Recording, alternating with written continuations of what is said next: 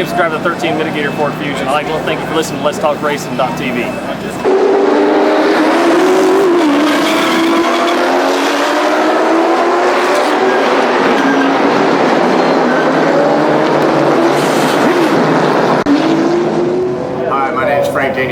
Driver of the number 5 Kiker Motorsports Camry.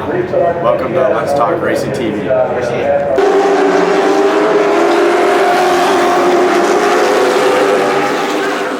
With Rockingham Speedway. Thanks for listening to Let's Talk Racing. I'm Tony Stewart, driver of the number 17 Toyota Nascar Camp World Truck Series, and you're listening to Let's Talk Racing.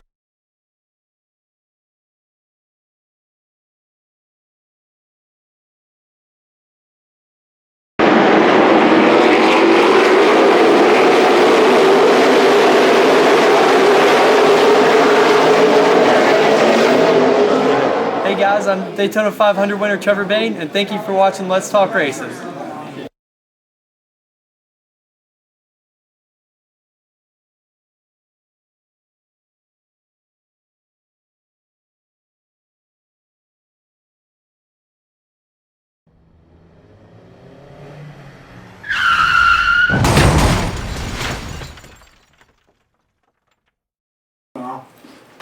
All right, it's time for Let's Talk Racing.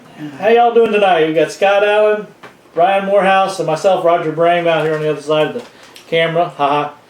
I got one of the faces for video or something. Yeah. No, faces for radio. You got faces for radio. Yeah, you did. Especially since I ain't shaved in the past 3 or 4 days.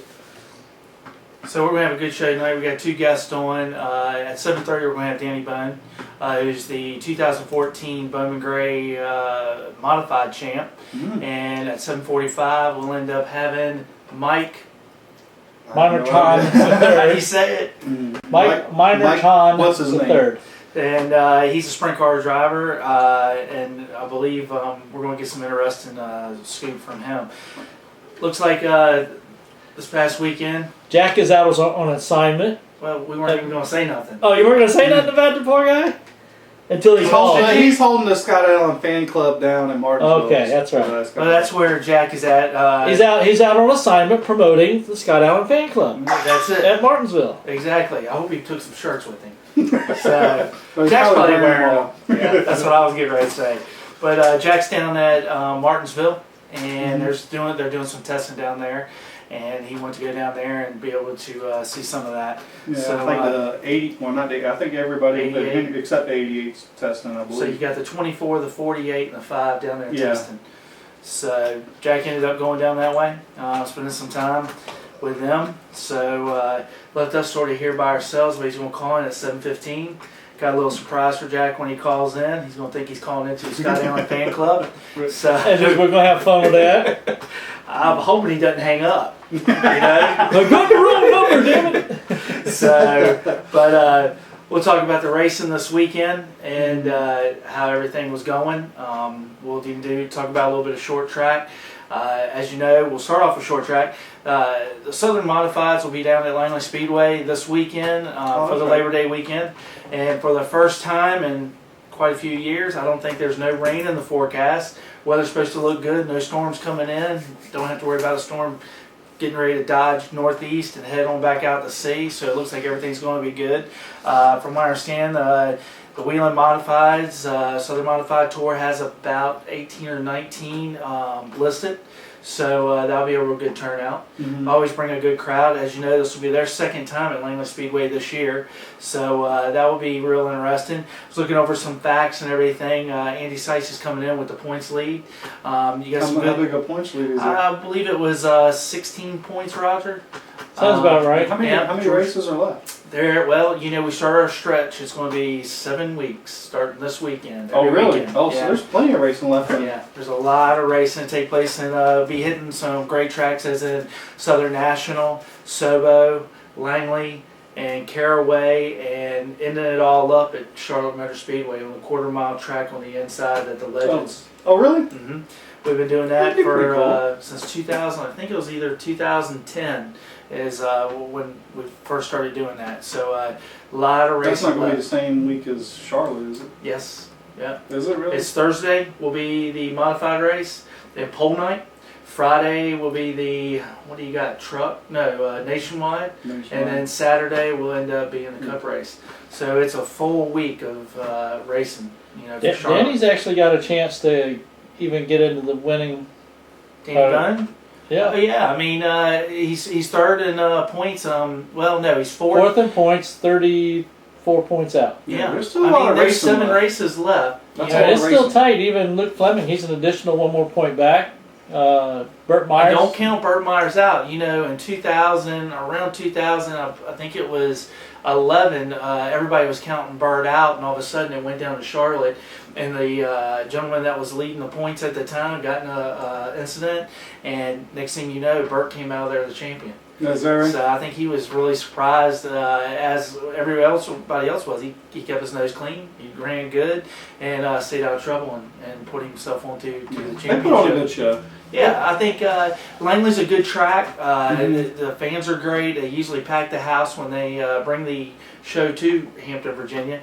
The weather's always either been real hot, real muggy, or whatever, but it looks like it's going to be a good weekend, probably in the 80s, close to 90 degrees. So with that, the track should be good to go. And remember, he wants you to take lots of pictures of him, put it on Facebook so they know he's actually working, okay? I wouldn't say it was actually working. I was just saying I'm there. Right. Oh, okay. Come. Well, tell I've me, been sitting here supporting you. Right. I was there last weekend. You know? Yeah, but I wasn't there. I know. And I was cheering from the wrong car. what can you tell me about this Kyle Ebersol?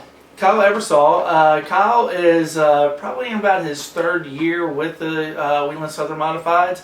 Very good race car driver. Family's out of Pennsylvania. He actually came to school down at UNCC Charlotte. Got like an engineering degree. Very, very intelligent kid. Very nice to deal with. Good race car driver. Very well respected. And races really hard. Matter of fact, I believe him and Bohn are out of the same shop. So they've developed a partnership. Got a lot of good people behind them working on the cars and keeping Because everything. I've been really curious if he actually raced all 7 races, how he'd be in the points. Who's that? Kyle, because he's only raced 6 out of the 7 races. Right. But he's done real good, you know. Yeah, and you got to think consistency is 9th in everything. points.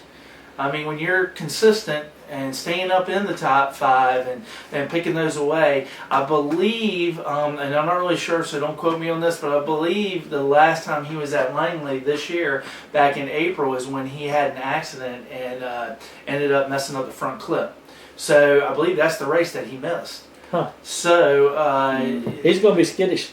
well, I think it's one of 2 things. It's either going to be that or he's going to be right to the wall with it. You know what I'm saying? So kid's got a lot of talent. He's a good guy. And everybody in that division is really well respected and good people, and good race car drivers. But this kid is really, really good, along with Danny Bohn. So it's going to be real nice to have that competition down here. George Brunholzel, he's 2nd in points. He's been staying right up in there, but you got to think he's a 1, 2, maybe a 4-time champion. Oh, really? Yeah. So in that 28 cars, so you've got quite a bit of guys that got a lot of talent. Gary Putnam's up in there. Burt Myers, Jason Myers, the brother of Burt.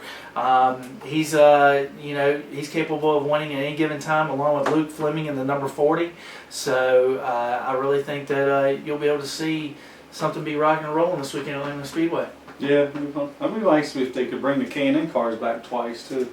That would Yeah. be pretty cool. I don't know if Bill would want to do it or not, but But I think Bill's done real good with the K&N, having the city of Hampton, really supporting him and everything. He's got a beautiful facility, and it's nice to bring those cars in town and everything. But I don't really know of anywhere except for Greenville Pickens that they go back maybe twice. I know they race there in the early. times, don't they? Yeah, well, I think they race Labor Day weekend and in the early part of like April, maybe March, somewhere up in there. I can't really remember.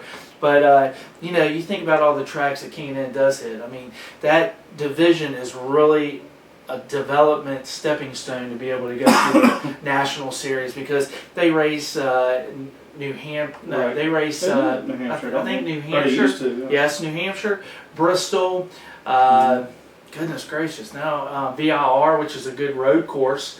You know, there's a little bit of talent. Watkins Glen. You know, so you've got a lot of tracks that they visit because these kids are in such a developmental stage that to be able to go to the next step. Do you think they've started engraving Ben Rhodes' trophy yet? I don't know, man. You know, He's only got a 60-point lead with two races left. You know, Greenville and Dover. Oh well, that's pretty I mean, he close. can hear about Park and then still win. I was getting ready to say anything could happen in racing, but 60 points is quite something like matter that. of fact, if he goes I'm ahead, sorry, 65. Oh wow, give him 5. In the last points. couple of races, he hasn't run. He's you know, he hasn't been in. I say not run He well, hasn't but he had been in the top 5. Right.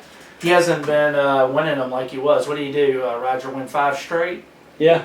Well, it wasn't. I don't know if it was 5 straight. You sure it was 5 straight? It's 5 I think straight. Actually it might have been 5 straight, but I think Langley he's won was 6 out of 7 races, Right. if I'm not mistaken. But Langley was the one he won the 5th race. Yeah. That's what you see me And he doing did this pretty weekend. well in the truck series last week too. Did real Yes. good down there Yes. at Bristol. What, 9th I think is where he ended 9th up? place. Matter of If fact, I I did, think we it ain't all what, picked 17? You won. Yeah. Yeah. Didn't you get Kozlowski? Yeah. Yeah. So I really thought Bush would end up doing it. Now, what, Yeah, I was always getting next week. I was getting stuff from Al about who was it Wallace he was talking about? or Yeah, something? Bubba Wallace. Yeah. Another K&N. Mhm. I mean, you think of all these people that we keep talking about, and it's more and more K&N graduates. I mean, Yeah. going to the next step. I mean, you got Ben Rhodes now who has been doing the K&N under Turner Scott, and next he's got the champion crew chief in Mark McFarland, and now he's already in truck events. Mhm. You know, Bubba Wallace, same thing. I think we talked just a couple weeks ago, Sergio Pena. You know, that's another one that There's will so be. many. I mean, the list just goes on and on. It does. Honestly. Ben Kennedy, now in the truck series, did K&N. So many. I mean, you know. What's his name? Did that's development for Petty did pretty well this weekend. Cole too. Custer. Yeah. Well, no, no, but no. him too. But Cole Custer. LaJoy. Oh, Super Corey. Oh, Corey. Yeah. Yeah, Corey. That's right. Corey got that little Yeah, I bit think of he stuff. ran 4th or 5th in the 92 truck, which is Right. not a full-time truck, and they don't have the greatest equipment. Yeah. I mean, that's actually a really, Low budget team. right, that's a substantial run for that truck. Yeah, very good. I mean, that's got to be a win for that team. Yeah. So what did that Scott was more Heckert? impressive than anything. Did you go to VIR for that? Mhm. You did. Now, what about Scott? I was going to ask about Scott Heckert, what he thought about doing the road course race. Well, I heard in talking to everybody that it was a good race. I mean, VIR is a beautiful facility. I know I haven't You been out there. but never here get it's- to go to VIR. You know, I'm always pushing Bowman Gray because it's the short track. Never seen a football field with a track around the football field and fill up with 17,000 people. But VIR is a beautiful facility. Last year when we went in there, it's off the beaten path. You go through a little teeny small town and you cut in. I thought we were going to, and it is, some little resort. You know, we come pulling on up and there's these lodges and everything else and beautiful Oh track. yeah, here they got pretty neat places, Beautiful. hotels there. Yeah, and you know, a place to eat at out there at the lodge and everything. It's really nice, and they really put on one heck of a show, as in trying to do everything. Well, I know for the K&N that was possible, and it was a good race. Talking to my buddies on the K&N tour, they were telling me again, was treated with nothing but respect. Racing was good, and all day everything just flowed really well. So I think Scott has done really good for himself. In the car that he's been given, and he's won Roger two races. Who? Scott and the Heckert? Yeah. He's got last 2 he's won. Okay, and he's got a couple of poles. So I think he's done a real good job, and you're going to be seeing some more out of him. Got 2 races left. 3 poles. 3? 3 poles. Oh, he's got 3 poles. So we got 2 Keenan has 2 more races left. That'll be Greenville, Pickin, and Dover. Dover at the end of the month. Okay, that'll be a good race. That's a good place Yeah, to really Dover's end what, everything is that- at. They run that on Wednesday or Thursday. I want to say Thursday. Can't remember. So, but yeah. So that's Friday. Yeah, Thursday. is it Friday. Thursday? Is it Friday? Friday. 26th is 26th. Yes. Yeah, Okay. because I know the race is the 28th. So that'll be a Sunday. Yeah. Okay. All right, let's talk about the schedule. That's what I was. Wow. I mean, There's a lot more changes than I really thought would be made. moving Bristol to where it's at. Of course, I know that NASCAR and all the sponsors and everything. I don't know, Bristol. It's like early in the season. That's really cool. I remember years ago, you used to go to Daytona, and where was the second race at? Richmond. Yeah. I remember sitting in Snowing. Richmond when it was snowing. Yeah. So that was the old fairgrounds, but it's going to be real interesting. I mean, I'm glad to see that they went ahead and did some switching around. I wonder what next year holds in store, if there will be any switching. Mm-hmm. I read today, I believe the July race for Daytona will now be a Sunday race. It's no longer a Saturday race. Yeah, I guess it's not done real well or something. I don't know. Well, you got to think this year or in 2015, July 4th, I think, is on a Saturday. NBC ends up carrying the races, from that point on. So, I imagine everything has to do with the way the holiday falls. And it wouldn't surprise me, Sunday, that's their day. They want it to be race day and everything else. Saturday night, everybody's going to be at the fireworks and stuff. So, I don't know. I don't know what the thinking was in that, but it's real interesting to see them move that. Yeah, and who was it that's once a night race? Is it a race at New Hampshire? I heard him talking on Sirius the other day. I haven't heard that. I can't remember who it was now, and he said it was a possibility for next year. A night race? You know where I think a night race would be cool at? Martinsville. Yeah. Night race would be really cool. But, I mean, and I don't think lighting would be that major of an issue. Right. But, because you can always get that put in. Cost of it would probably be outrageous. Right. But that would be a beautiful place to have a night race at. That would be. Well, they would have to, I ain't gonna say they have to, so far if we're talking about Martinsville, they might have to move the dates in closer to summer, because it's already cold there sometimes in the spring and the fall. When we go there in the fall, you get out of the racetrack, once the sun goes down, It's cold. It's chilly. I mean I've been there where it was like really cold. And we show up at the track about 5:30, 6 o'clock in the morning. It's cold. Mm-hmm. I mean, we got toboggans, and that's the only time of the year I wear my toboggan because it is cold. So, but what about old Kyle Busch and his crew chief? Yeah, I heard there's a little bit of tension there with him. I heard there was a couple of things said about taking it back to the bus. Yeah, just take your whiny ass back to the bus if you don't like it. Which I thought it was good for him to stand up for himself. I think it was carry your ass back to the bus. Yeah, it's just well, it's not like if you don't like or whatever. Take it to the garage and take care of your whiny ass. Whiny ass was in there. Whiny ass to the bus. Yep. Sometimes I think you need that. Well, do you think that? I mean, and you go back to years past. Richard Petty and them drove without power steering. I bet he never got out of the car and said, "I can't believe this."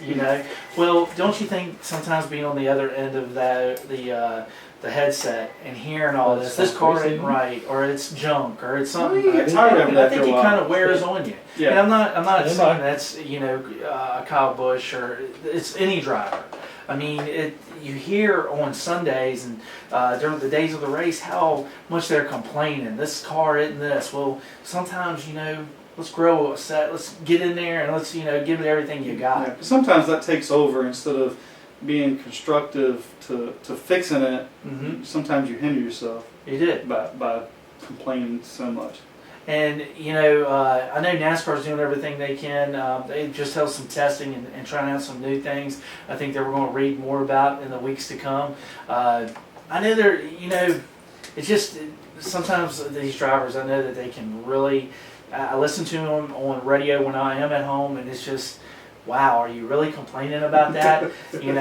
But and these guys work so hard in the shop all week to get those cars ready. They do, but in some ways. By the way, in case you would like to know, your president of your fan club is on the phone. But you would want that guy driving for you because he'll win races too. So it's kind of a double-edged sword. And the pressure's got to be on him too. Oh yeah, absolutely. Yeah.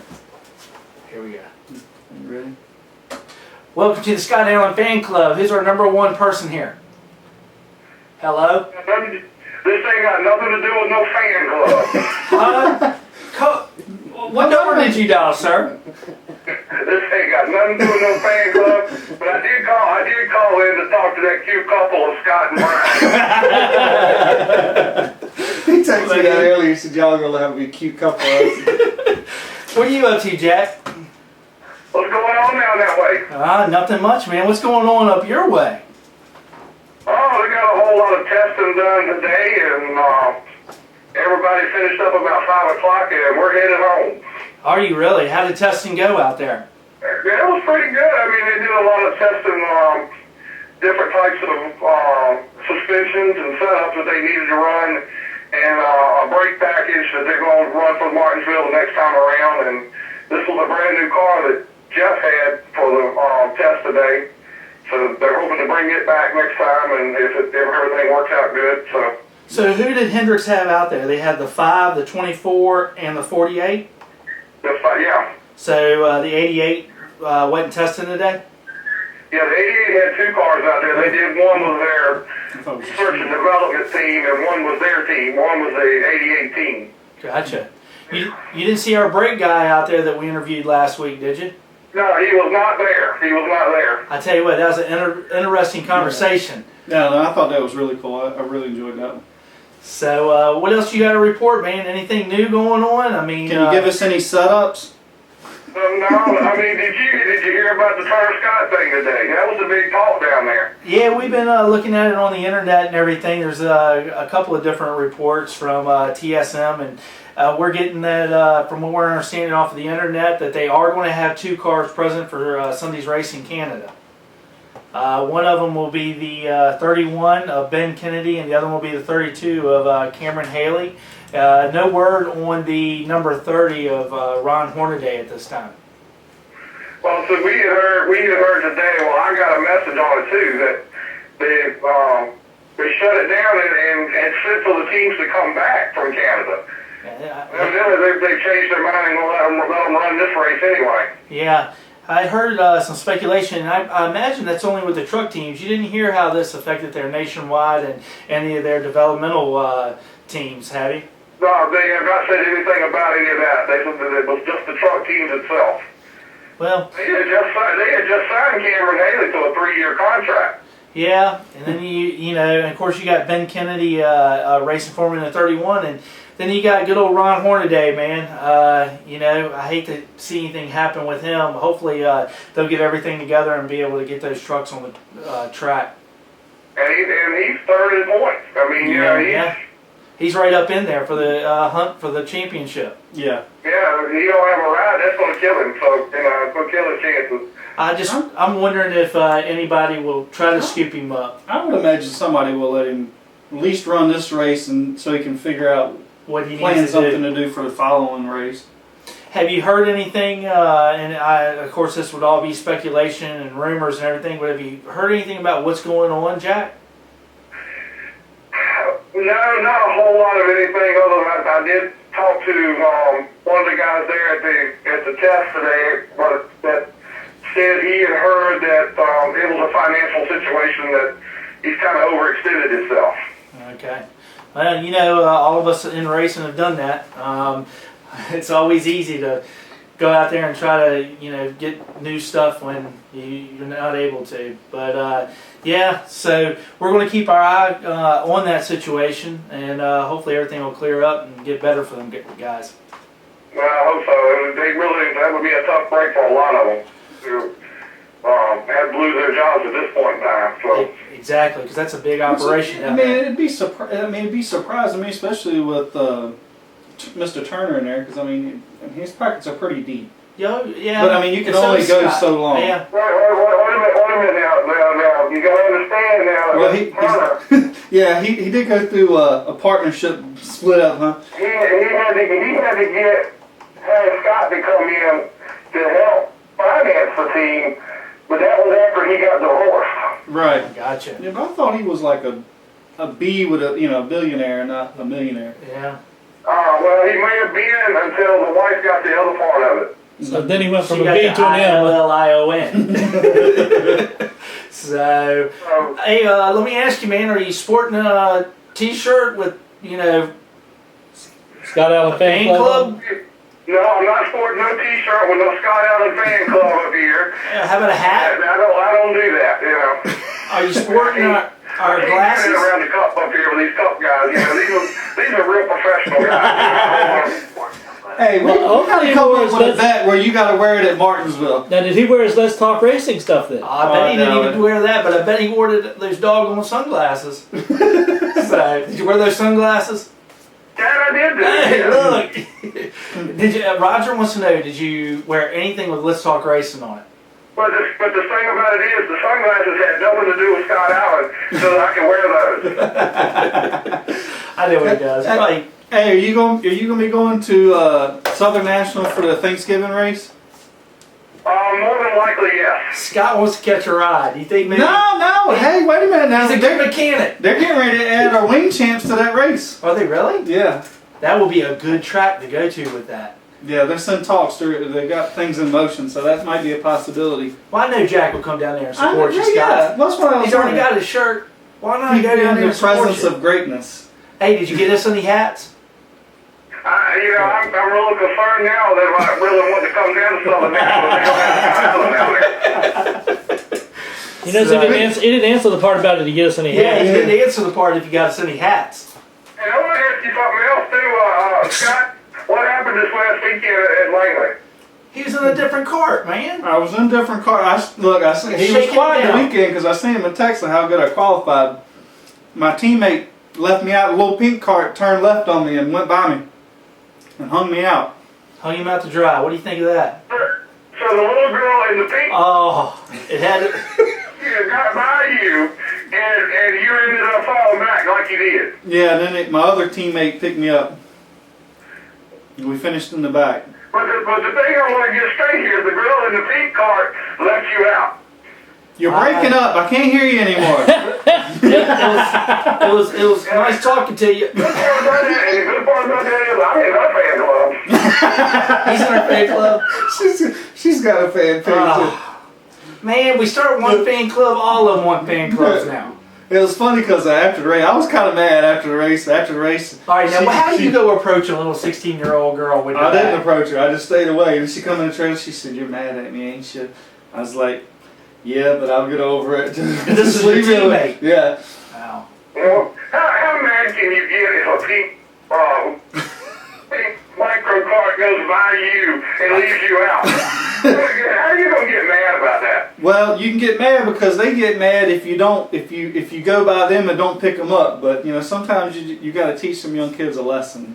Jack, I just hope his anger doesn't follow him back on over to arena racing, which will be starting here in a couple of months. You know, we did get him calmed down after all that.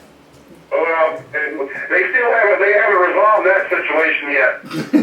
I don't know if it's going to be resolved. I think it's just going to be We've been trying to counsel him a lot.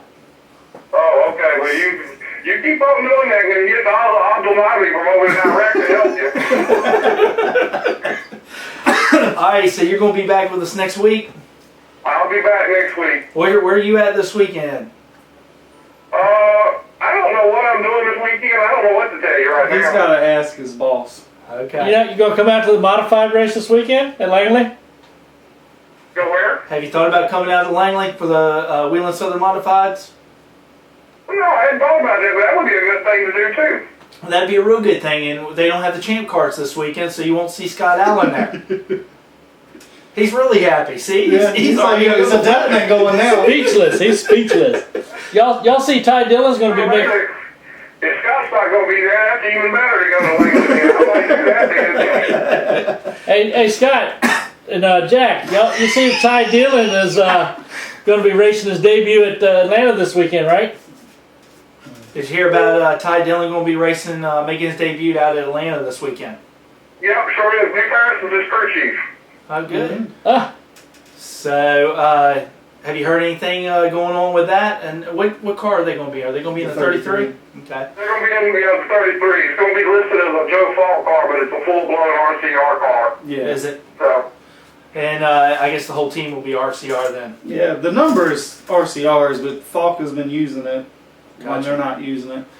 So you get some information from them. yeah, but it's registered under Falk. The 33 is registered under Falk. Yeah. Mike Hillman or Falk, one or the other. Yeah. But anyway, he's going to be in that car, and Nick's going to crew chief, and it's going to be there. It's going to be his nationwide team. It's going to be doing all the pit stops and stuff. Gotcha. Well, you think? What's your insight on that? You think he's ready? At a place like Atlanta, he'll be good. He'll be all right. He'll be good. Well, good enough, man.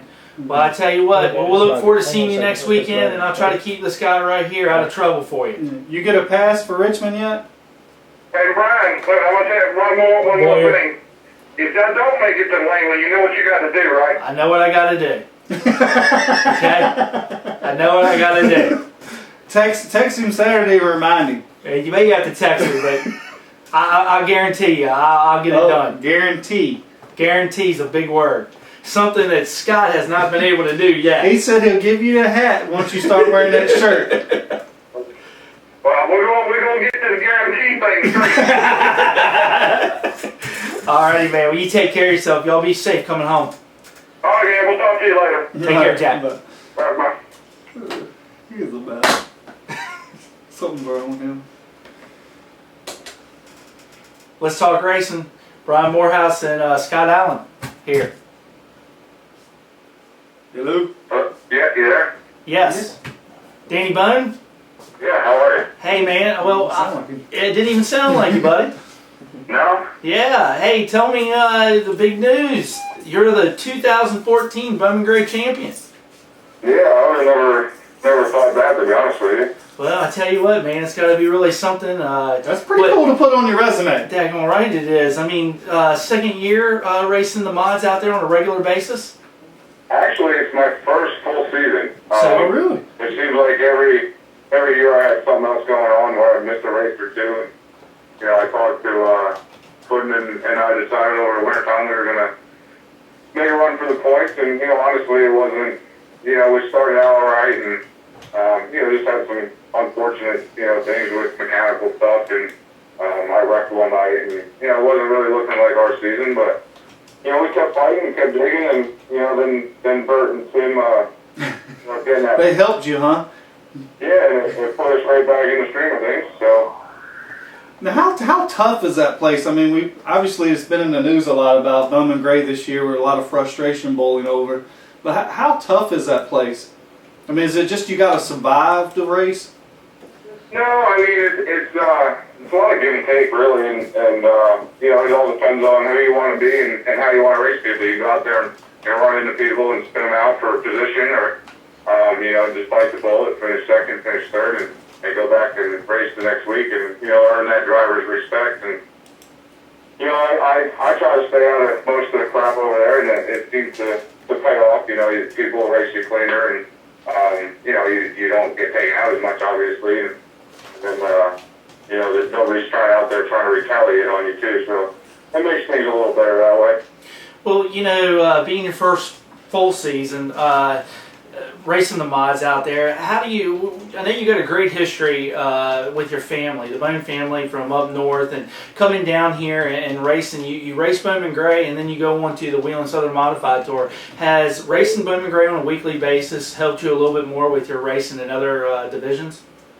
Yeah, I think so. I mean, I think anytime you're in a race car, no matter what kind of race car it is or where it's at, you know, if you're out there on the track and driving something, you're definitely keeping your skills fresh and, you know, just keeping yourself going, keep yourself in check and stuff. So I think, you know, like I said, anytime you're in something, I think it benefits it. And with the tour down here, you know, we take the summer off, so keeps you in shape. Some of these drivers are, you know, haven't race all summer, so right. It'll take them another week or, you know, a race or two to get back in the stream of things. Whereas, like, you know, the guys that run at Bowman Gray, they're racing every week. Now, your brother races in the same division with you, doesn't he? Yeah, he actually he won a race over there this year, which was pretty awesome. And he ended up getting Rookie of the Year there in the Modified, so that's pretty cool. And Saturday night during the intermission thing there, where they do like the pole award and all that, all the drivers, I guess, voted my dad as the top crew chief over there this year, and then to top it off, then we won the race that night and then clinching the championship. So. Well, man, the Bohn family really took most of the trophy and hardware home with them, didn't they? Yeah, it's pretty awesome. You know, it's just it's a neat place to race at, a neat place to be a part of with all the history. And you know, like I said in my other interviews, you know, 5 years ago I was sitting in the grandstands at Turn 2, just saying how cool it'd be just to be able to go race there. You know, and then you know, be able to race there, and then to be able to win races there, and then now to say I'm the champion there with all them. I mean, there's a list of them, all the drivers that have won championships there and won races there. It's like I said, it's pretty much unbelievable right now. Now, is your dad your crew chief? Yeah, I mean, I do some stuff myself, but he's always at the racetrack with me and working on the cars. I'm out here in the parking lot doing this, and he's in there working on my sport car for Langley. So. So, I mean, and tell us a little bit, I mean, the Bohn name was very famous up north, and how did y'all make the way down south? Did y'all come down for racing particularly, or what brought you down to the North Carolina area?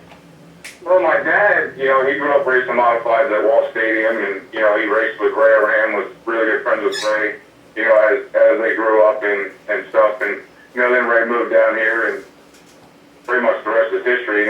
He worked for Hendrick and got Gordon going and did all that stuff with Jeff, and then started the Dodge team. And then, when Ray started he decided he was going to start unwinding a little bit and do his own deal.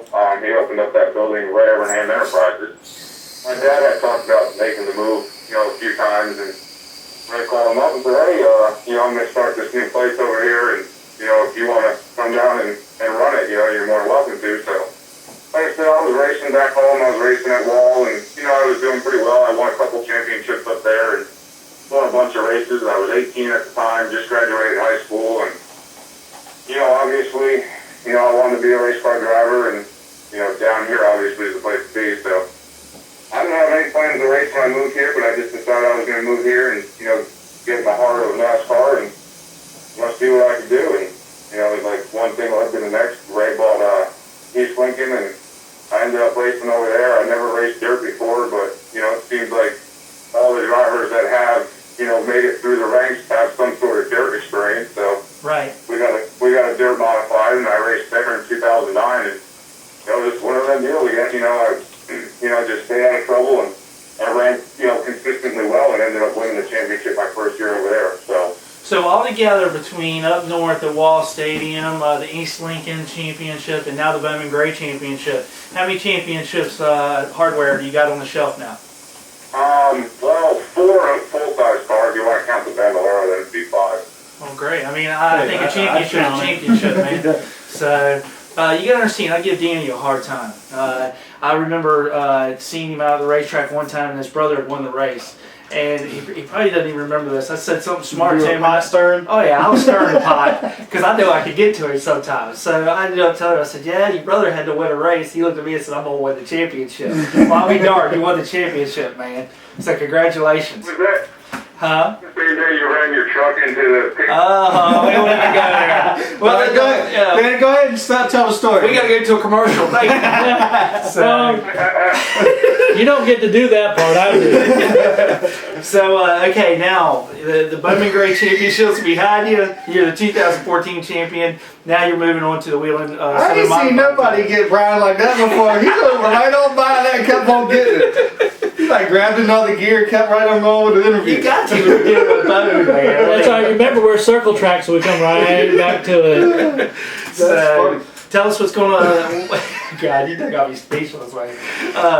Danny, go ahead and tell me what you got going on for the Wheeling Southern Modified Tour coming to Langley Speedway. Hey, Brian, just remember, we're going to be seeing Danny this weekend. I know, that's what worries me. Well, I mean, I'm excited about Langley. Obviously we have some momentum. We won, the tour race at Bowman. We ended up winning, and with the championship, we won Saturday night. Obviously, like I said, there's momentum going into it. Langley's kind of, it's been pretty good to me. We've run well over there, but it seems like for some reason or another, every time I go there, I end up breaking something. But hopefully this time around, we can run decent and come home with a solid finish. I'd like to be able to say I won there too. So that's definitely going to be my goal going into Saturday night. Well, you've got one pole at Langley, and like you said, you've ran pretty good. I think bad luck has sort of got you a couple of times there.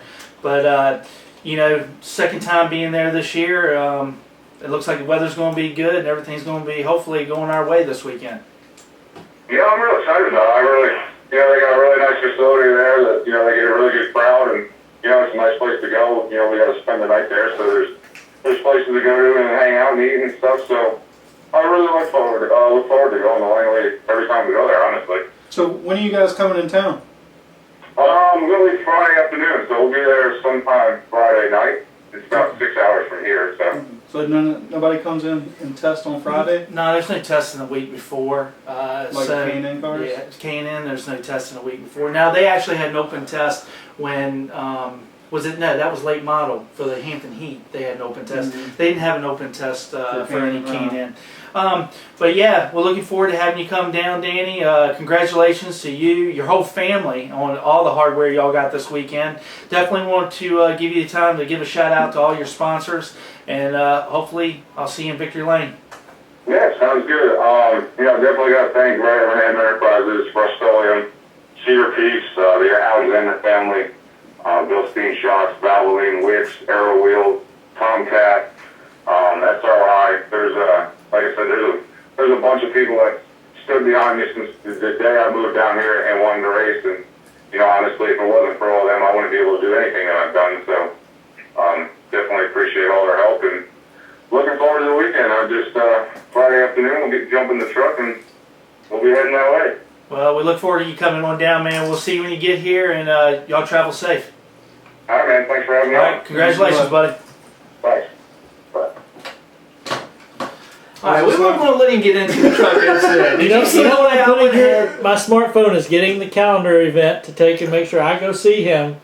Find out. You have to get the real story, because I don't think we're going to get the real story over here. You never get the real story. You never get the real story. I seen Brian say it stopped him dead in his tracks. No, it wasn't dead in the tracks. I think that thing of gear got out of there. So, let me tell you something. Danny Bohn, that whole family there, that is a great racing family. As you know, if you remember, Danny was the gentleman, the driver that was in the incident our first year at Daytona on the inaugural year, going to Daytona with the modifieds and stuff. Had a little scary incident when he got upside down, got sort of pinched. Oh, okay, yeah. I remember talking to him that night, and I was like, what do y'all guys want to do? He was like, man, this is my one car, So it was sort of scary that maybe that would have been his season. I mean, that's a hard way to go out. But they rebounded, got everything all together, and if you get the chance to go out there and meet Danny and his father Eddie and his brother, great family. Just really into racing, like he says, the ties with the Everhams. His dad runs the Everham shop down there, and he works with Kyle Ebersole, who we talked about. I believe they share a shop together now, from what I've heard. So it's going to be good racing. I mean, look for the 65. We don't sell the modified tours. Got the 65, the 11, the 40, the 2, the 1, the 4. Anybody could win it. Yeah. So the 28, don't leave him out. So I think it's going to be pretty interesting to see how them guys down that track. They put on a good show. They did. It was a good show last time. They definitely do. But we can get back to the scheduling now of NASCAR. I was just looking here at Harry Scott put out a statement, said his investment company, co-owner of Turner Scott Motorsports, will continue to do all it can do to keep the team moving forward with or without our business partner Steve Turner. So we're getting that off of J-Ski. So that was an update that came in probably just a little while ago. Yeah, there's like 3 or 4 or a couple updates, but yeah. So I don't think anybody out there, I know people do, but you really don't think about it. It's like sometimes people think that you go to a racetrack, you open up the gates, and you sell hot dogs. Oh, it's such a great life. Man, there's hours and days and months that just go into building a race team. And I'm not sure what's going on there with them or anything, but we've had a lot of guys close shop. You go down the Mooresville area, around the sports park there in Mooresville, drag strip, and you've got guys that are moving in and moving out, moving in, moving out. Teams that are making it look like they got a big sponsor, and the next thing you know, something falters. Got to close shop up. It's a rough way to really, Well, I think some of the guys come in that's got a little money. Mm-hmm. They think they can just buy their way in for a while and then make it, and it's just. It's a lot harder than that. Right. I mean, I would kind of put Turner in that category. He come out, you know, and everybody thought he had deep pockets. So then money becomes no object. They spend millions of dollars. Millions. And I don't think people understand how expensive it is to run these race teams. I mean, even the K&N series. I mean, it's tons of money. Then you go to the truck series. We know people that got started in trucks that had a lot of money, and it cost a lot of money. Nationwide, Cup. I mean, that's an ungodly amount of money. Tire bills just for a weekend for Cup is outrageous. I just like that kind of money. You know, what the 51 team? What was the? That's Scott. No, on the Cup side. Well, before him. It was whatchamacallit's buddy. I know who you're talking about. I can't think of his name now. I seen him at Richmond, and he told me just to lease a motor from Hendrick was $150,000 a week. $150. That's a week. Just the motor. They ain't counting the car, the tires, the driver, crew, nothing else. No hotels, no travel, no trailer. I think it's roughly $400,000 to $500,000 a race. The sponsorship wise is what they need to survive. I mean, that's crazy. Roger, who was in the 51? Who was? I cannot. Jeremy Clements and the no, Cup Series. Cup Series. Who owned it? Truck Series? Yeah. Cup. Ooh. Why are you asking me all these questions? I was going to tell you, Mike. James Finch. That's who it was. I was going to say Mike Minarchan III is on the phone for you. Okay. Well, we're going to go to Mike. Let's talk racing. Hey, how you doing, Roger? Hey, how are you doing? I'm pretty good. We got Scott Allen and Brian Morehouse with us in here also. All right. Nice to meet you all. Nice to meet you. We want to get a little insight on you and find out a little bit of history about you and your racing career. Well, I've been involved in racing in one form or another most of my life. Everything from the illegal street racing to the all starts. somewhat high-tech sprint car racing. Right. But, I decided in 2005 I was getting a little old for those kind of violent wrecks those sprints tend to get into. Yeah. Had you ever found yourself in any major situation with one of those cars? Major situation, major race or a major wreck? Well, how about a major wreck? Yeah. I was in quite a few major wrecks, but major races. My last race was the season finale of the World of Outlaws in 2003. Okay.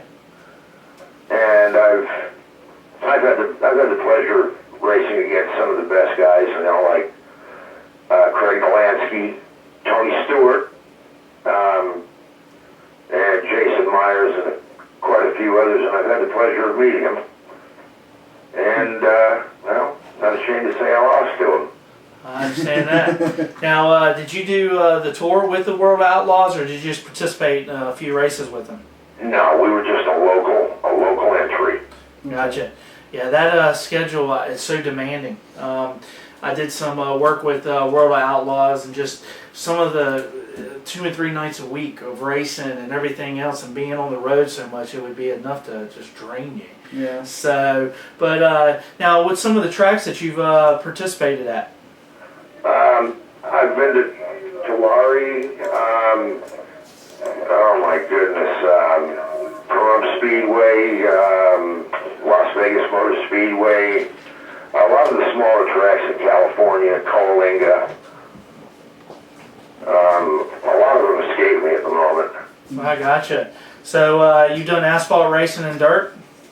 I've done a little bit of asphalt, but as far as I'm concerned, all asphalt's there for us getting to the dirt track. I hear you. Well, so there's no sense in asking you my next question. What would you prefer, asphalt or dirt? So I think we already know that. There you go. So where are you from? Originally LA, California. Okay. And where are you at now? Las Vegas, Nevada. Okay, so you moved real far. Yeah, a couple of, was that 4 hours away? That all depends on where you're at. As you drive. Yeah. Exactly. So how did you get started in racing? In street racing, I've always liked fast cars and stuff when I was a kid, and I just, my mom and dad bought me for my graduation present from high school, a '68 Shelby GT 350. Whew, that's pretty good call for your first car. Daggone right. I hope you still got that thing. No, you don't want to know what happened to it. If it's anything like my truck. I understand. No, but now you didn't get any tickets in that thing, did you? My insurance company had to buy it from me. Okay, well that was a nice way of putting it. So, but so then you loved a little bit of street racing. Hopefully you didn't get in too much trouble there, and hopefully it led you to your track. I wound up with a driving record as long as my driveway. Wow, man, it wasn't that bad, was it? Did you take care of the national debt while you were doing all that? Oh yeah, I paid judges' salaries while I was doing that. So, but you got that all cleared up, and it sounds like you started doing a little bit of dirt racing. I got back into that in 2002. I got kind of stuck with driving the Sprint. I was a last minute entry after the people that I was with, their driver didn't show up. So I got pretty much forced into it, and I had so much damn fun with it, I didn't want to give it up. Right. So you raced from 2003 till when did you finally retire from it? I know I retired from sprints in 2003. I'm sorry, it would have been about 2001. I was medically forced to retire altogether in 2009. Gotcha. I gotcha. So you still working on sprint cars? No. I'm out of racing altogether. How's that feel, man? You know, a lot of times people get into racing, and it's a every Friday, Saturday, Sunday night thing, and they move up, whether it's at your local tracks or going with a touring series, etc. But you notice, I've noticed a lot of things with buddies that are ball players.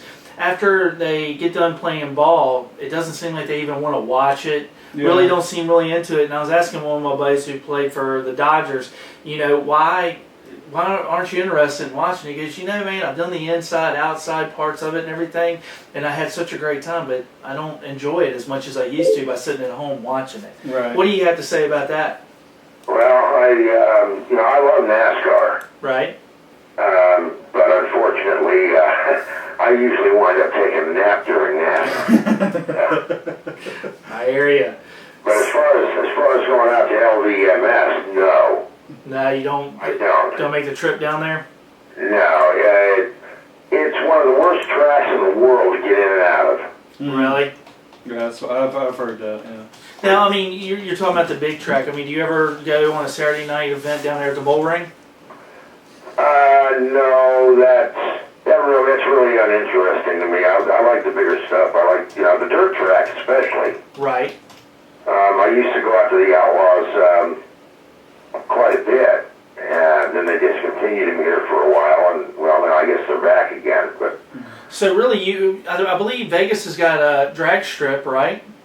Yeah, I'm not really into the drags that much either. Okay, and then they got the big track, and then they got the bull ring, and then of course they got the dirt track, right? Yeah. I gotcha. So, but so racing. I mean, you got a little bit of the NASCAR that you're watching, but not anything particular that you help anybody with and attend on a regular basis. Then. No, not anymore. I pretty much gave it up altogether. Gotcha. So I couldn't drive anymore. That was it for me. I really didn't want to stay too involved in it at all. But we're going to be moving to Kentucky here within probably a few months, and I've already pretty much been solicited back into it. Well, that'll be fun. So with all this attention going on with the whole Tony Stewart thing, where do you stand on it? I mean, I know for me, I drive some other cars. I've never been in a sprint car, but your vision is very limited. And I was actually kind of surprised at how limited it really is. Well, okay. Now, first of all, that top wing is adjustable. It can be moved up or down. Okay. Depending on how much downforce you want. So you would move the front of it or the back of it? You move the back up or the front down, either one. And, well, there's going to limit your visibility right there quite a bit. I got you. And, you know, that was back when I was driving, you know. And, you know, with all the safety modifications they've done to those things, which I'm sure Tony Stewart had in his machine, you know, you go putting in a full wraparound seat, your full head support, that's going to take your visibility down even further. My view, after watching the video God knows how many hundreds of times, the breakdown that we have in this Tony Stewart support group in slow motion, clearly see that Kevin Ward jumped right out in front of Tony Stewart almost. And I don't think Smoke had any time to react. Yeah, and obviously people don't understand that those cars don't turn that well. They think a race car, because it's made to turn, but it doesn't turn at slow speeds at all, hardly. No, if he would have tried turning it with the wheel, he would have probably slid straight forward. Right. And, you know, let's face it, I'm going to echo a statement that Kyle Larson made, that, you know, when you pull into your pit and unload your cars, if you see that Tony Stewart hauler coming in, you know, that's going to raise the bar a lot. You know, everyone's going to want to do that much better. But, you know, let's face it, Tony loves racing at those home tracks because he helps keep them open.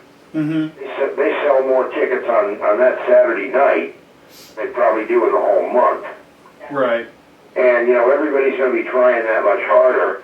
And, you know, see, again, going back to the video, Tony was doing exactly what he should be doing.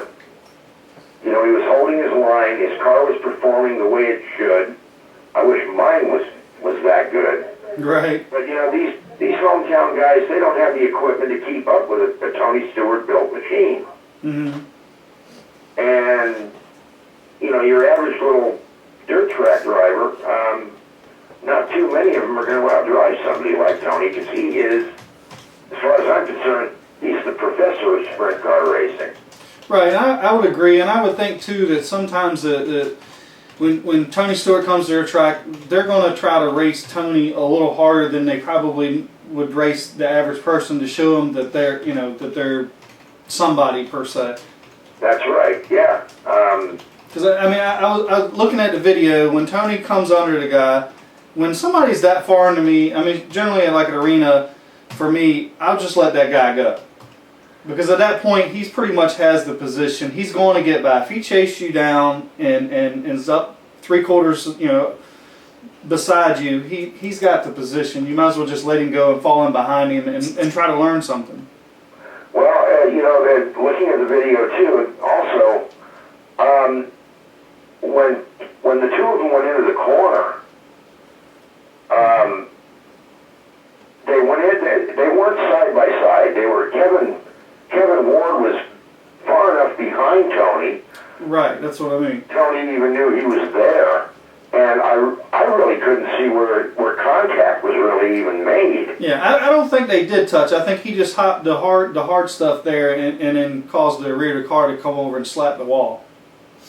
Yeah, that's pretty much the way I see it. And as a matter of fact, I'm looking at the video right now, and it's just one of those things. Kevin Ward made a very, very foolish choice. Yeah, I mean it's a sad ordeal altogether. Yeah, it is. You know, it hurts the racing community in general. Right. Not just, you know, I can well imagine how poor Tony's feeling. I had the misfortune of being involved in a fatal auto accident when I was at work one day when I was younger, and I was, you know, clear of the whole situation, but I couldn't get behind the wheel of a truck for another month or two after that.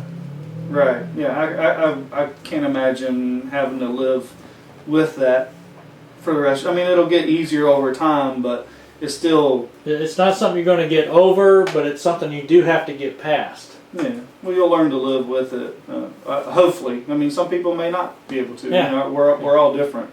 And even to Kevin, you know, his family, I mean, it's a tough deal for them too. But it's just the whole thing is just tough. You know, I feel bad for both sides of it. I mean, yeah, the parents, they're hurting. For you know, it's a tragedy.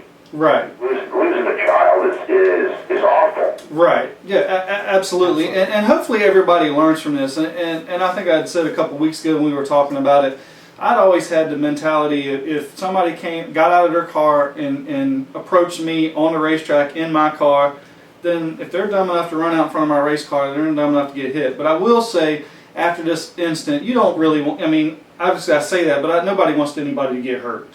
I will have a different thought process, and I think anybody getting out of their car will think differently now moving forward than they did before. Well, I'm surprised, right? It's always been an unwritten rule. True, very true. It's more of a common sense thing. You know, you don't get out of that car until the safety crew gets there and such. You know, you put the window net down, let everybody know you're okay, but don't get out of the darn car. Good grief. Well, I mean, I don't know about not getting out of the car, but don't go out and stand in the middle of the groove. I mean, it's you know, I mean, like if you're trying to run across the interstate and get mad at somebody that hits you, I mean, you got to put blame where blame is sometimes. And I feel like sometimes as us in America, we don't do that. I wouldn't even want to get out of the car to begin with, because until I see a tracked vehicle there, because if I get out, I don't know if my car is going to get hit and thrown into me. You know, you never know. How much vision do you have on the right side of that car?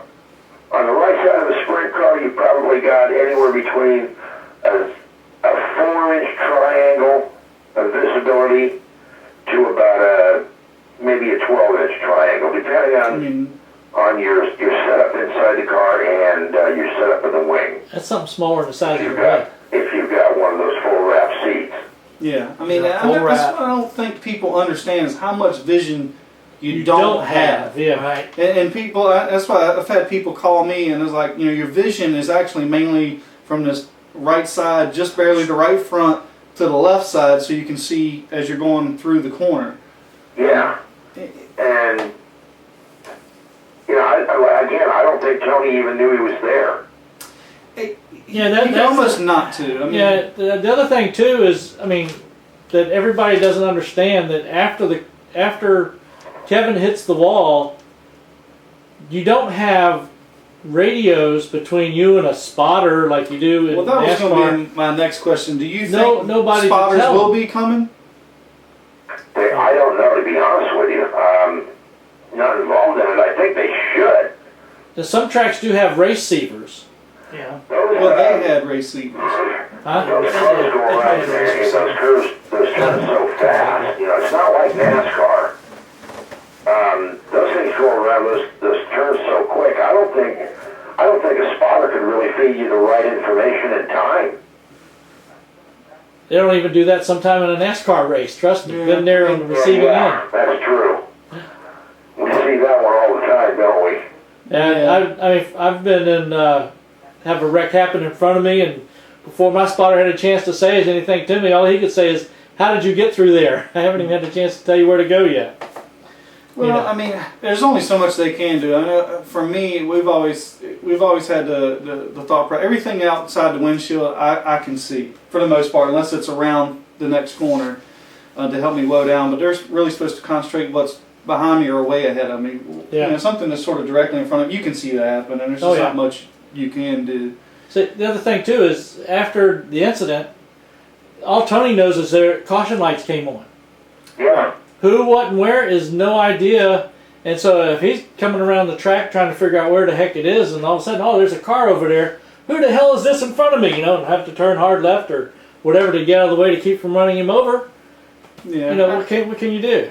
That's well, you and I have both seen it. Brian's seen it. You be behind somebody, a wreck happens in front of you. The car in front of you, all of a sudden he jumps out of the way, and here you are, set up, ready to hit head on into whatever's there. Well, and I think the other thing people don't, the average person will understand, there's no transmission in the car, there's no clutch. You can't just slow that. You can't just stop the car that easy. It probably doesn't stop that well at all. No, they don't. Because the engine's still trying to push it when you got the brake on. Well, and it probably doesn't, because you don't use the brake in the car, do you? No, only when you're trying to come to a dead stop. Right, so you probably have very small brakes on it for weight. And a lot of times it's a one-wheel brake. Is that right? Okay. Yeah, help pitch the back end over to the right. So you'll just have like one on the left front? That's pretty much. I didn't know that.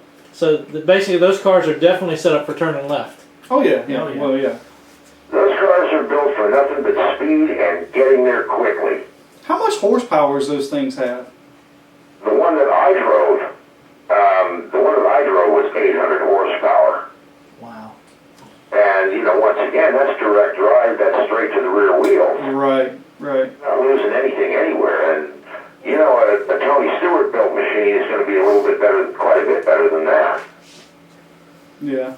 I think that's why some guys have done, like Kyle Larson or Tony Stewart, have done well coming from there, because I think You're driving more of the car. with the gas pedal, Yeah. where when you get in a cup car, when you're dealing with, I think there's guys that are pushing 850, Yeah. close to 900 horsepower now. We're just so used to that power and driving it with the gas pedal, where an average late model guy that's driving a 3,200 pound car that's got 350, 400 horsepower, you know, where you just stuck, it's all big momentum. It's not so much as just driving down deep in the corner and you have all the horsepower to pull you up out of the corner. You know, it's all about rolling the center real well. Right. Yeah, that's right. Those cars are designed to steer with a throttle. Right. And that is really the only effective way to steer it. And, you know, you clearly see Tony's car pitching to the right. Well, back end of the right, so it means he hit the throttle. Tony probably had very, very little time to react, if any. He was probably trying to gas it and get the hell out of his way. Yeah. And How fast do those things generally run under caution? it depends on the track, really. I've seen 35 through 55. I was going to say 40, 50. Yeah, I mean, and if Tony didn't even do that, he would have wound up probably catching Kevin almost head on. But you gotta get those things close to 20 miles an hour just to get them started. Yeah, so you can't run much lower than that because the motor's going to low. Right. Exactly. So, you know, it all depends on what Cannondale's caution speed was. Of that, I don't know. You know, but even between 35 and 55 miles an hour, that car, even though it only weighs 1,200 pounds before Tony's weight, you know, that car is going to have one heck of an impact on anything it may hit. Right. And, you know, there's no telling, you don't see exactly what happened because we don't have a video available from the stands down for the other side. Yeah. I'm not really so sure I'd want to see that video, but True.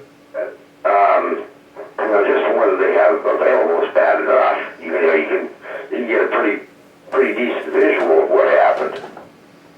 But I think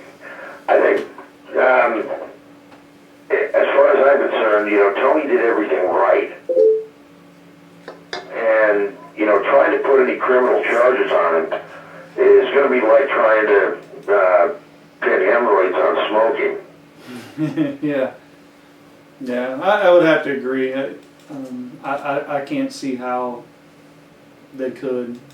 But Tony Stewart he's one of the most human racers in the world. You know, all the focus is on him throwing his helmet at Matt Kenseth or knocking a cameraman on his butt or, you know, taking a swing at Joey Logano. Nobody ever talks about the good that Tony Stewart does for racing in general. Well, I think it's kind of hidden. It kind of reminds me of Dale Sr. People don't realize how much stuff he did outside the racetrack because he didn't want anybody to know. He had a reputation to uphold, and you know, there was just a lot of things he did, but he didn't want anybody to know. Well, yeah, and you know, living down in the Kannapolis area, North Carolina, for the last 7 years, you hear so many stories that Earnhardt was such a good man away from the track. Oh yeah. And they do so much, you know, by being at the track and, you know, just their influence, their knowledge and their experience to be able to come out. And like you just said, it turns the notch up a little bit when you're competing with someone like that. Yeah. Now, Mike will tell you, because he and I talked about this, is that if Kevin had come over at the end of the race and started fussing at Tony about something or for whatever, Tony would have probably said, "Here, let me get my guys to fix your car," or toss him a couple of $1,000s to fix it. That's the kind of guy, that's the real Tony Tony Stewart. I've had the pleasure of meeting the man a few times. He is a great guy. He may or may not remember me if he ever saw me again, but he is a great guy. He really is. He's completely devoted to his fans. And, well, completely devoted to racing in general. Yeah. But, you know, I'm not sure if people remember this, but Tony was involved in a major accident a few years back, and a few fans were injured. You know, you never hear about the part that Tony Stewart went and spent time with those people in the hospital. Yep. Yeah, I remember that. You don't hear about the little 9-year-old boy. This goes back several years while Tony was with Joe Gibbs. It was in his early seasons, but you know, he had passes to a meet and greet session with his favorite drivers, and one of them was Tony Stewart, and mom got stuck in traffic and he missed it. And the way I heard it was, as Greg Zipadelli saw the little kid crying and went up and told Tony about it. And Tony grabbed the little guy and he went around, in the truck with him while they were doing driver introductions. Wow. Cool. So little things like that that really keep the fans Now, coming back. did y'all say anything about what I put up on there for you? No. Now, I did get a text. I don't know if this is going to mean anything this weekend in Atlanta or not, but they had Tony's car in the hauler when they were doing the testing and not Jeff Burton's. But what determines a car's a car? It's a I know, chassis number but, and a car number. I wouldn't even announce that. I would just say it's a 14. It's just inserts. To go Yeah, you never know. That's no news. If you turn around all of a sudden Tony's, then you say, well, yeah, must have been. Well, Jeff Burton's car's the 14, and But then so again, Stewart's. I mean, you're going to have different seats and everything, so No, there's a possibility, but with that, Most time they're just inserts. yeah. The shell's all one. They just Yeah. pull the inserts out and put another inserts in. And that's a testing session. yeah. The only place they're testing at's Martinsville, right? No, this was No, they at weren't testing in Kansas. Kansas. Okay. They said in an article that I read online today that Atlanta, which is where they're going to be next, is a special track for Tony, and you know, everybody's kind of hoping that he makes a return there. You know, those decals with the driver's name, they're vinyl. Right. They can take Put 'em smoke on, out take 'em there and off. put Jeff Burton's name on there in 30 seconds. But I'd really love to see Tony compete in Atlanta. No, I felt like that he was going to wait until after the accident report comes out, because Yeah. he's going to have a big press conference, and it's going to be big. It's going to be, you know, a big deal. Yeah, but you know, to the NASCAR community and the racing community itself, yes, you know, it is going to be a big press conference, and it'll make national news. But you know, no matter what Tony has to say, they're going to clear him. Mm-hmm. I think they're ever going to pin any criminal intent on him. But would anything Tony has to say make any difference at all to the Ward family? No, I mean, you're not going to convince them of any different, and I wouldn't expect anything less. I mean, if the shoe was on the other foot, you're going to be mad at whomever, regardless of what the circumstances are. Yeah. Oh yeah. You know, it's a pin the tail on the donkey thing, and unfortunately, you know, you got a big name like Tony Stewart that the tail's trying to get pinned on. Yeah. If it was somebody smaller, you know, one of the little guys like me, if I would have run over Kevin Ward, you know, you'd never hear anything about it. Right. Well, I think if it had been anybody else in general than Tony Stewart, I think it would be somewhat of a non-issue. A bit of Casey Kane, or I don't think it would make news, but it would be nowhere near as what it is. Yeah, but you know, Tony Stewart, you know, you associate him with sprint cars and NASCAR. Right. That's the immediate visual you get when you hear that name. yeah. So yeah, you know, this, unfortunately, though, I hope to God this doesn't end Tony's career in sprint car racing, because there is nobody better. Watching that man drive a sprint car is like poetry in motion. Yeah. Unfortunately, I think he's going to cut. I can't imagine that he's not going to cut some of that back. If not He all may of it. cut some of it back, and eventually he'll probably get back more into it. once he feels more comfortable. I don't know. Well, I guess the the wait thing and that see we can thing. wait and see. Yeah. Like we've said, it's been a major tragedy. Definitely, you learn something from everything. But let's just we'll have to wait for everything. Want to wish Tony, I hope he does continue his racing career, and our hearts go out to the Ward family. I know they're going through a lot. I went through the situation where I lost a loved one in a major accident, and it takes its toll on you. But thoughts and prayers are with them, and everything. Hopefully, be okay. Yeah. Well, Mike, it was good to have you on tonight. It was great to be with you, and I appreciate the honor. And good luck on your new career coming up of getting back into racing. Yeah, I'll probably be behind the wheel of a school bus. At least you're behind the wheel of something. Hold on. He needs to come down here to Langley and see the school bus we have. Oh, yeah. Yeah. Matter of fact, maybe Google Langley Speedway in Hampton, Virginia, and they may have the short bus on there. And tell us what you think of that thing. I will do that. All right. Hey, it was really nice talking to you, Mike. Thank you for calling in. All right, thank you, Bear. Thank you.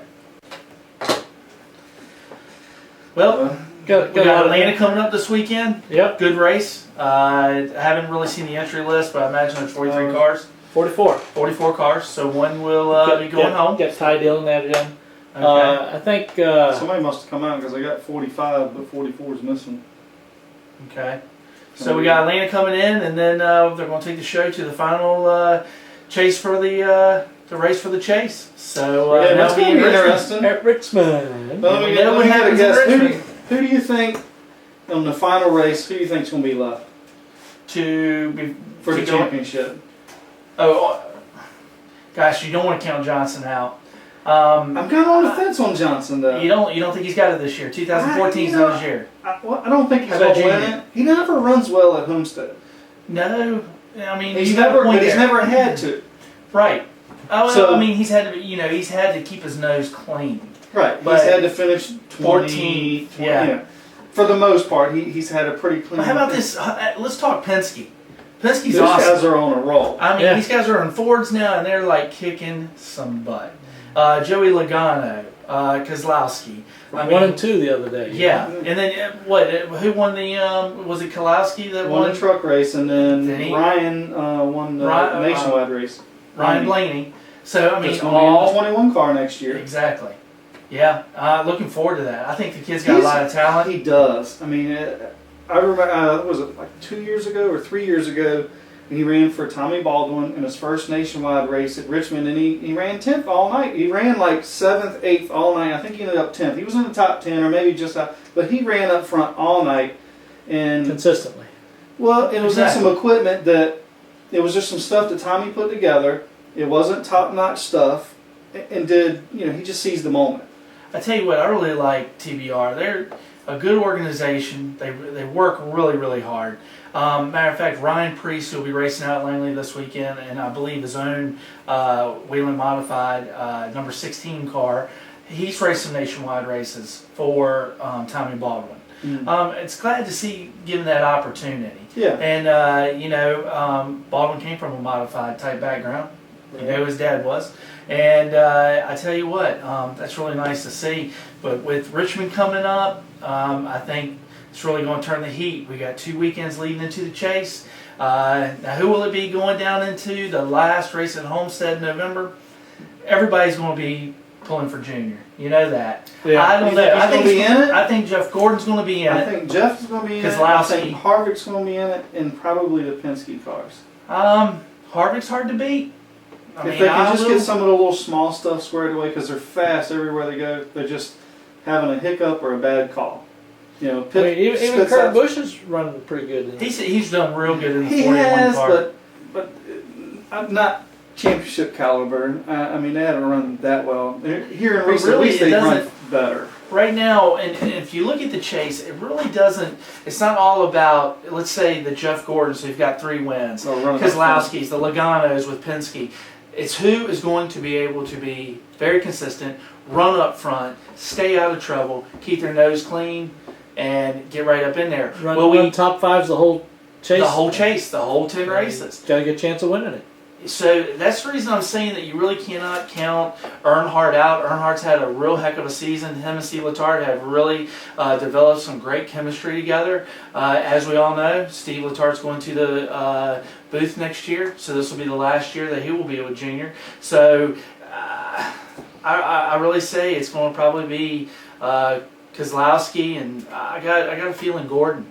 I think Gordon's definitely going to be in there. I believe. You know? They ran consistent enough. Yeah. And this is probably one of his best seasons he's had in quite a few years. 5 years. Yeah. You know, he's had his back problems, and then he. When you're winning, you don't have back problems. Oh man, you don't think about your back hurting. No. But I'd like to see really how long Gordon's going to be around. Yeah. We talked about it last weekend or last week here on the show that Al's saying 3 more years. Jack was saying about another year. Chase Elliott was down at Langley this weekend. Kid had just finished 3rd out at Bristol, and he's the real deal. I mean, I hate to tell you, he is the real deal. I believe him, Kyle Larson, is the future of the sport. Chase is really, I've watched him over the last 4 years within K&N and doing late models and stuff. Has matured greatly, and I think he's going to be ready to step into a Cup ride here, from what I'm understanding and talking to Jack and seeing some of the insights that he has. You know, maybe some Cup races next year, and who knows what 2016 is going to hold for him. It's going to be interesting. Yeah. So here in about another 3 years, maybe we'll be talking about Chase Elliott, Kyle Larson going down to Homestead. Who knows? You know, that's a little early, but look at the new breed. Entirely possible. Well, you got the new breed coming along. I mean, you got the Austin Dillons, the Ty Dillons, the Kyle Larsons, you know, now the Chase Elliott's. Ben Rhodes. Ben Rhodes, I mean, great talent right there.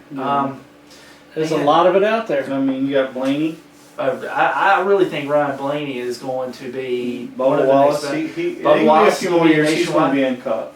Well, you know, I think the only thing's holding him back is just sponsorship. Time and some time behind the wheel, and you know, but he's got just as much time as I guess the Blaneys and all of them. Who else is the other young guy? Dylan, the one that was the K&N champion last year in the 31 for Turner. I can't say his last name. Can't think of his last name. Konoski? No. It's Kowalski? He's in the 31. I tell you everything about the kid. Kozlowski or something like that? Kozlowski, something like that. Real good talent. The K-ski guy. So, you've got a lot of good kids coming up. So, but talking about this year, I think it's going to be Gordon. We'll go ahead and say Kozlowski. I don't know if I want to go out there and say Logano. But you know, he's been inconsistent. Right. That's the reason. I don't want to say Logano, but I wish him the best if he did. And you know it's going to be suck as the first 4 to get knocked out. Oh, I know. I wonder who that's going to be. It is. You know? I mean, that's going to be. But it has created. I mean, I don't know that I really would say that I'm really fond of the new format, but it is going to add some drama throughout the rest of the season. Who's going to be in? Who's out? Because I mean, I say let's go ahead and give it a chance this year. It's all new. It's like, you know, when the NFL makes a change to a rule, we go, oh Lord, really? Yeah. But I didn't like the chase when it first came out. Exactly, but the chase has really gotten competitive. It has, and it's created drama for racing, and it's added fun, excitement, right? And I really think that it's got the participation of the fans behind it to, you know, really want to tune in for those last 2 and 3 races. I know when we go to Martinsville, when we go to Martinsville, I mean, it's like I've told y'all guys before, you can be looking down at the ground and all of a sudden Earnhardt takes the lead, that place erupts. Now it's like whoever, you know, because it's excitement. It's, you know, Jimmy Johnson, is he going to be able to take it? And I don't know if Jimmy Johnson's got it for 2014. Because like if in say whatever the first segment, if you win a race, you're guaranteed to go to the next segment. That is, I really haven't looked everything over. I think that's the, if I'm right, I think that's the I tell you what we'll do. Why don't we do our homework this week? Let's really have a whole NASCAR segment. official, so you need to be. Let's go ahead. You're supposed to know all that stuff. Let's go ahead. I'm on the touring series, but let's go ahead and look into it and really we're going to start talking about this. I mean, this is going to be a lot of talk. The playoffs are coming up. And then next Next thing you week. know, exactly. After next week, it's going to be the playoffs, and then it's going to be the big game on Homestead, and really try to find out. You know, it's all so new. I'm really looking forward to seeing how it's all going to work out. You know, it's just like when they came out with the car tomorrow. Oh, it'll never work. This is da-da-da. And you just heard so many people say so many things.